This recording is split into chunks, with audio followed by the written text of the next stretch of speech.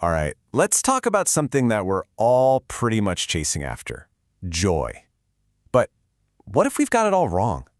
What if joy isn't some fleeting emotion we feel, but actually a command we're meant to obey? We're going to dive into what that means: the discipline of spiritual joy. So let's just start with a question that kind of flips the script. What if joy isn't a feeling at all? Not something that just happens to you when everything's going great, but something you actively choose to do no matter what your circumstances look like. Seriously, that one little shift in perspective, it changes everything. And this quote right here just lays it all out, doesn't it? The instruction isn't conditional. It doesn't say rejoice when you finally get that promotion or rejoice once you're feeling better. Nope, it's an unconditional, all-the-time command: rejoice always. This totally reframes joy from being a nice suggestion to a direct spiritual instruction. Okay, so this leads us to our first huge idea here. It's all about making a fundamental shift in how we operate, moving away from a life where joy is a feeling we wait for to one where it's a decision we make rooted in faith. Think about this for a second. If you only act when you feel like it, you've basically just made your emotions the CEO of your life. You've handed over all the control to the most unstable, unpredictable, circumstance-driven part of who you are. The command to rejoice is really an invitation to take that leadership back. So check out this contrast. It's so clear. On the left, that's how we naturally operate, right?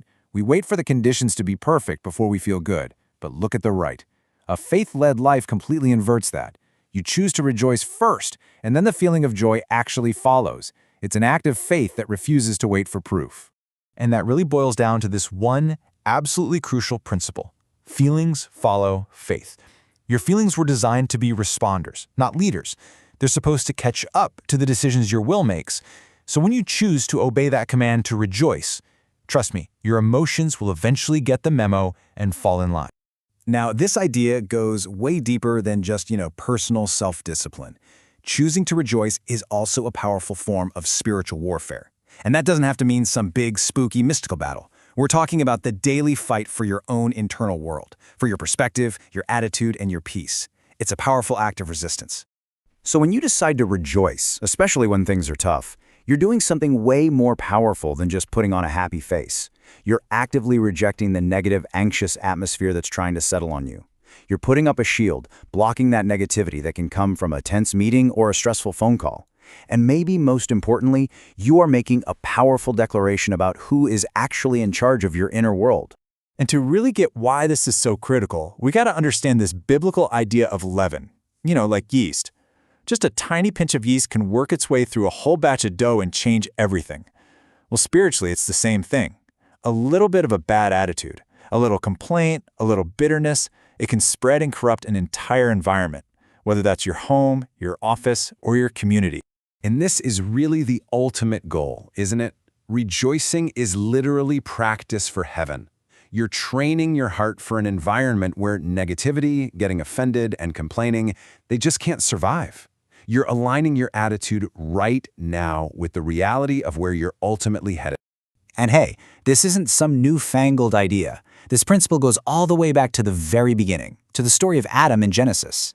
Just look at this sequence of events here. First, Adam sinned. But what happened immediately after? It wasn't a lightning bolt from the sky. It was an internal shift. Fear walked in and joy walked out. The loss of his internal state of joy came before he lost his external paradise. It suggests that fear and the absence of joy, they can actually be gateways to loss. Okay, so we've spent a lot of time on the why. It's a command, it's a battle, it's our destiny. But what does this actually look like when you're stuck in traffic on a Tuesday morning and you just spilled coffee on yourself? Let's get really practical. Here it is, a 5-step game plan. First, just name it. Call it what it is. This is a command I need to obey. Second, you put your emotions back in their place. You just acknowledge, hey, feelings, you are not in charge here.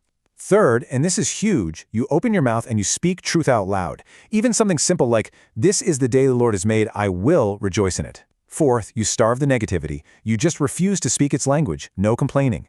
And finally, you just stay consistent, trusting that your feelings will eventually catch up to your obedience. And this 5-step process isn't just some clever life hack to feel a little better. It's actually a model for something much bigger, a whole category of obedience we can call attitudinal obedience. It's about intentionally governing your inner world as an act of faith. And once you see this, you start seeing this pattern everywhere in the Bible. Rejoice always. Give thanks in all things. Be anxious for nothing. See? These aren't suggestions for people with cheerful personalities. They are clear, universal instructions about the state of our hearts and minds.